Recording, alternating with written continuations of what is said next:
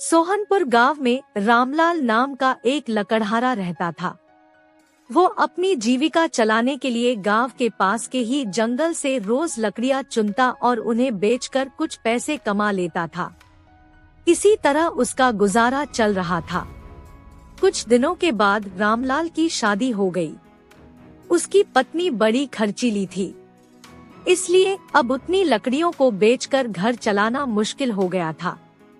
ऊपर से रामलाल की पत्नी कभी नए कपड़े खरीदने के लिए तो कभी किसी दूसरी चीजों के लिए रामलाल से बार बार पैसे मांगती थी।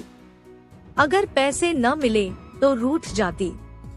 रामलाल अपनी पत्नी से बहुत प्यार करता था, इसलिए उसकी नाराजगी वो बर्दाश्त नहीं कर पाता था। रामलाल ने ठान लिया कि वो अब ज्यादा लकड़ियां इकट्ठा करके बेचेगा, ताकि उसकी पत्नी को रोज रोज पैसों की कमी न हो। पत्नी की इच्छा पूरी करने के लिए आज रामलाल घने जंगल तक चला गया और बहुत सारी लकड़ियां चुनकर बाजार में बेच दी। ज्यादा लकड़ियों के ज्यादा पैसे मिले तो खुश होकर रामलाल ने सारे पैसे अपनी पत्नी को दे दिए। अब रोज रामलाल ऐसा ही करने लगा। देखते ही देखते उसके मन में लालच इतना बढ़ गया कि उसने धीरे धीरे पेड़ काटना भी शुरू कर दिया। पेड़ काटने से और ज्यादा लकड़ियां हो जाती थी और उसे अधिक दाम मिलने लगे। लकड़हारा हर हफ्ते एक पेड़ काटता और लकड़ियां बेचकर मिलने वाले पैसों से अपनी पत्नी के शौक पूरे करता। अब पैसे ज्यादा आ रहे थे तो घर भी अच्छे से चल रहा था। धीरे धीरे रामलाल ने पैसों को जुए में लगाना शुरू कर दिया।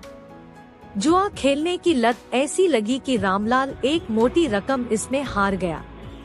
अब इस रकम को चुकाने के लिए रामलाल ने एक दो मोटे मोटे पेड़ काटने का फैसला लिया। जैसे ही रामलाल ने जंगल में जाकर अपनी कुल्हाड़ी को एक बड़े से पेड़ पर चलाने की कोशिश की तो उस पर पेड़ की टहनी ने हमला कर दिया। रामलाल चौंक गया।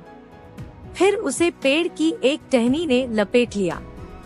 रामलाल कुछ समझ नहीं पाया कि यह सब क्या हो रहा है। तभी पेड़ से आवाज आई, मूर्ख, तू अपने लालच के चक्कर में मुझे काट रहा है। तू सारे पैसे जुए में लुटा देता है और फिर पैसे लौटाने के लिए पेड़ काटने आ जाता है। तुझे पता है कि पेड़ कितने कीमती होते हैं। हमारे अंदर भी जान बसती है और हम तुम इंसानों को जीने के लिए हवा, धूप में छाया और भूख को शांत करने के लिए फल देते हैं। लेकिन तू अपने स्वार्थ के लिए हमें ही काट रहा है। पेड़ ने कहा, आज तू रुक, यही कुल्हाड़ी मैं अब तेरे ऊपर चलाऊंगी। पेड़ की टहनी कुल्हाड़ी से रामलाल पर वार करने ही वाली थी कि वह गिड़गिड़ाने लगा।